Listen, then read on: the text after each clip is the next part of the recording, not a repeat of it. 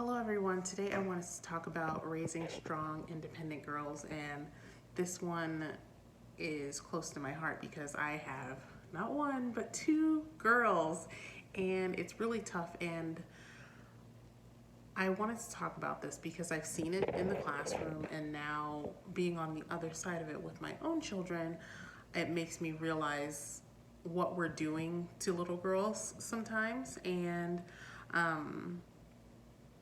why a lot of the times, like the way we're raising our girls, they're not so independent, they're not so strong because of the way that we raise them. And I would love to hear your thoughts on this in the comments below. But the way I see it, when it comes to little girls, they're so cute, especially mine. Well, we all think that, right? But they're so cute, and we want to do everything for them, right? It's like, oh, well, let me do this for you. Oh, don't scuff your knees. Don't get your dress, your pretty dress, so dirty. And we are kind of stifling them. So, for example, I have a 3-year-old, and everybody wants to do everything for her because she's so cute. And she's actually fighting against it. She's like, no, I do it myself, no. And everybody just wants to help her, right? But if we continue to do everything for her, she's gonna get into the space in the mindset of everybody's gonna do everything for me. And then as she goes through life, it's like, oh, well, she could almost start to adopt that damsel in distress attitude of, well, I'll just get somebody else to do it for me. And I've seen it because when I was in the classroom and I'd ask children, a little girl, even a little boy sometimes, like, hey, tie your shoes. It's like, oh, mommy always does it. It's like, well, did you try to learn how to do it for yourself? And it's like, no, mommy always does it. And me, I had 25 kids. I couldn't tie shoes all day. It's like, okay, well, I need you to do it for yourself. And then they look at me like blank stares, like, but mommy always does it. And it's easy to fall into the trap of wanting to do the things for our children, but they have to do things for themselves, because eventually if we continue to do things for them, they'll just automatically expect it, and then they're not so independent anymore, right?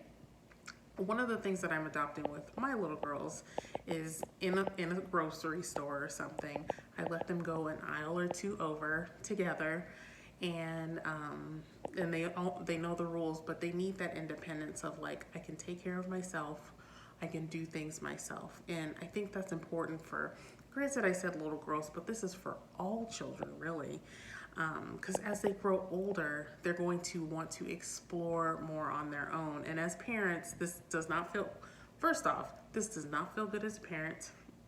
We are going to fight against it, and it just doesn't, we don't want to do it, but it's necessary, because when they go off to college, it's important that they can explore independently, ask questions to anything that they need to know, because when they go to college, it's kind of like they're thrown into the waters, right? If they happen to go to college or they just get their own apartment, they're thrown into the waters and they're expected to do all these things for themselves. But if we have been doing things for them for years and years and years, them being thrown to the wolves, it's going to be way harder for them down the line. So within reason, it's important that we let our little girls and little boys do things that make us feel a little uncomfortable, but they're asking for it, especially if they're asking for it. It's like, mommy, I want to do this. Mommy, I want to go check this out in the store. Within reason, we have to let them explore. We have to let go of the reins a little bit and just let them go, and trust that we have taught them enough to be safe and be kind to other people and not run in the store, because that's something that we've gone through. So just know that it's important to let your kids explore independently and do things independently, and not hop in every time that they make a mistake or struggle, because quite frankly, that's not real life. Like when I struggle on different things. Like if somebody hopped on my website and they're like, this isn't working, I'm struggling through it, and there's no one that's gonna hop in and be like, hey, move aside, I'll do it for you. That's not the case. I have to problem solve. So having them practice that early is essential, because then they become critical thinkers.